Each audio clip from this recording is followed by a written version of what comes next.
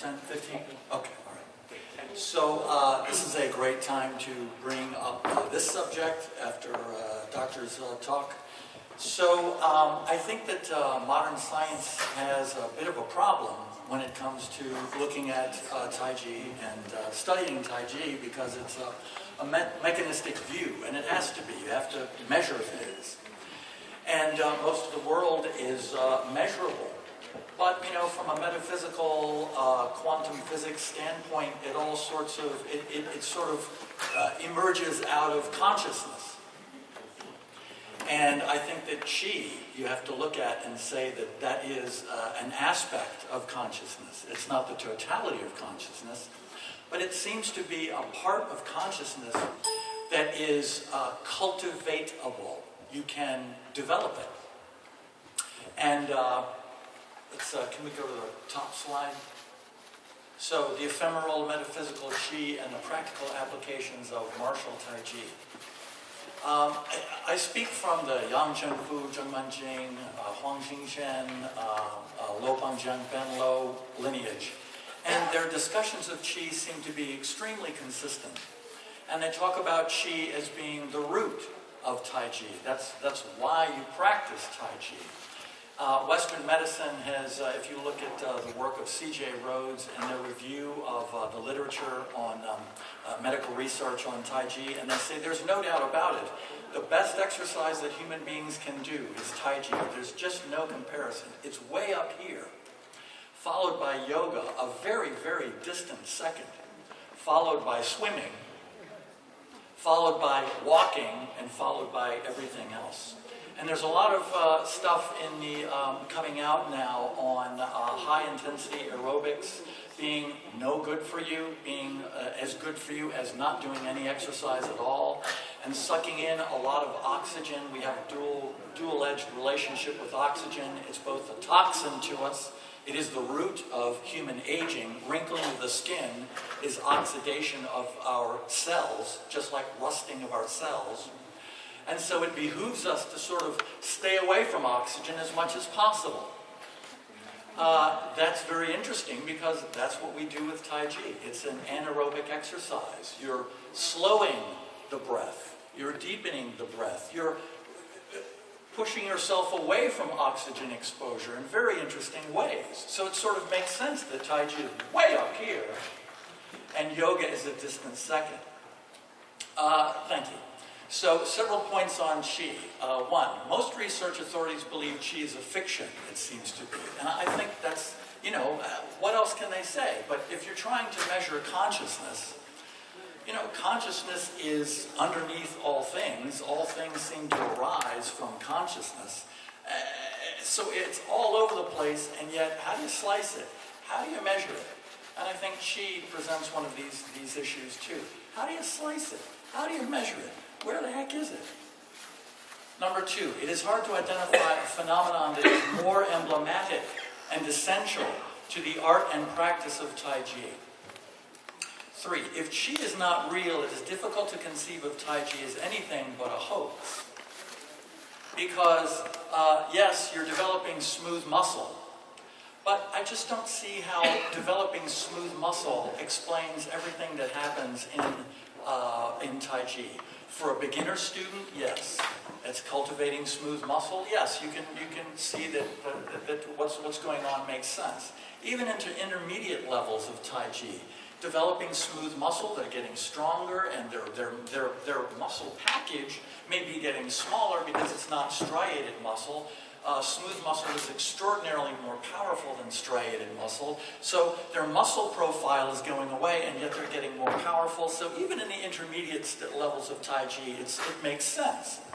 But in the higher levels of Taiji, I mean, how much smooth muscle can you pack into a body? And when you get really accomplished people in Taiji, the power that they can generate simply does not make sense. Number four, it is a point of interest that if the Qi of Taiji is not real, that Taiji is nonetheless identified as the most beneficial exercise, with yoga measuring to be a clear and distant second place.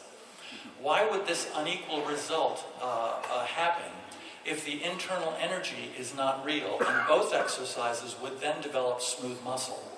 Yoga also develops smooth muscle. Yoga also develops internal energy, and yet it has no lore as a martial art. And of course, the sample size of Taiji masters reaching that third level, that grand master level, they're so rare, the sample size is so small. But if you've ever touched one and gotten your hands on one, it's a very, very different animal. And there's nobody in yoga that's going to have that sort of ability. Next slide, please. Several of my own perceptions on Qi. And again, I've been doing Taiji 27 years, and the old style with Ben Lo. I apologize for subjectivity, but maybe you'll find it of interest. One, in the Yang, Zhenren Qing, Huang Xingxian, Ben Lo lineage, Qi is described in very consistent language. It's very weak. You look at your hand, Professor used to say, you feel it light up, you feel it sparkle, that's the Qi, that you've got it. And now we cultivate it through Taiji exercise. 2, it is without doubt described as the central pillar of Taiji as martial art and health practice. I once said to Ben Lo, I think I understand now. When I push on you, you're a bowling ball, and I'm a ping pong ball. I don't have any chance. You just bounce me out. And he said, yes. Yes. How long have you been practicing Taiji? So I said, 9 years. He said, yes.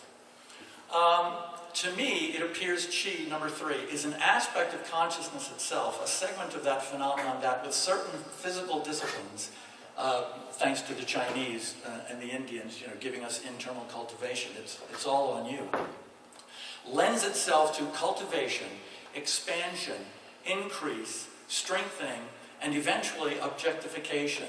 As Yang Chen-Fu said, you have to get your hands on the Taiji practitioner. Otherwise, as Maggie Newman says, it's a fantasy. It's a complete fiction.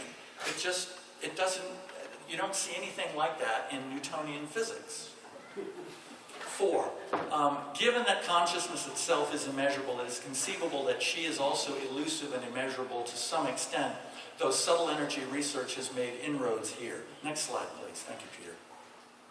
Qi and its martial purpose. It appears Qi translates to an unusual and non-duplicable stability of the individual in the vertical plane, i.e. upright standing. It seems that Taiji as a martial art is going to a place where you're doing this slow movement and non-movement, so that as a martial artist, you arrive at this place where you're so vertically stable that you don't have to do anything, no matter what they do, no matter how they attack you, and you're so vertically stable, you take that energy, neutralize it, and then give it back to them. 2, it appears Qi imitates Zheng's description of propelled movement, a power source not dissimilar from pneumatic or hydraulic power. This was in an English book of Professor Zheng's, and he used this term, propelled movement. And he didn't give, it's the only time he didn't give a Chinese translation. Does anyone know what I'm talking about? A Chinese term for propelled movement, i.e. pneumatic power or hydraulic power, internal power. Anyone? Yes? What is it? I think it means it's continuous perpetual motion. Perpetual motion? No, I don't think so. Okay. So, when you relax, the Qi, 3 more minutes. When you relax, the Qi gathers and becomes, quite powerful, and, lifting the arms. And so propelled movement, moving the body, animating the body, and becoming thicker and denser and more strong, until that is the power that you're dealing with in push hands to neutralize force. And then, next slide, please. And then what I think we're talking about in Qifeng and Fajin is that the connective tissue of the body has elastin and collagen. And these make us have elasticity. So, and thank God we do, otherwise, we'd be like a rigid bone, and imagine the injuries we could have. So we have this bounce, okay, this springiness. And when you combine the fact that 70% of the body is water, a big bag of water with this elastin and collagen, then we're really talking about something that has a lot of give and a heck of a lot of bounce. We really are, in a way, like a ball when we combine these physical properties. So I think that ultimately Taiji, the stability that Qi gives us, makes us sort of like an elastic, very solid sort of a wall that is receiving energy from the opponent. And so the proponent of Taiji has this incredible vertical stability like a wall, and the other person who is less trained in Taiji has this very elastic ball-like quality. So it's really like a big stiffer ball that can move and direct force in very small movements, acting like a wall as this other ball, much lighter and much more sort of squishy, hits it, and that wall just takes it, neutralizes it, absorbs it, uses a little bit of elasticity, and can throw out the other ball a very long way. So if I'm right in this assessment of what the higher levels of Taiji are, then Qi is absolutely essential, because human beings have been studying wrestling for millennia, and nothing in all of that research and development has anything like Taiji. You have people who are very, very good, but it all seems to be that they're big people, or they're very, very fat people. And so they have a head start on you because they have this huge mass. And you have their student, or you're challenging them, and you have a lot less mass, and so they can bounce you out. But in Taiji, it doesn't matter the size of the individual. And why is that? And I think it's because Qi has this incredible physicality and Taiji has a problem here, because as Professor Zhang said, Taiji's problem is that it takes so long to cultivate. So, that's it.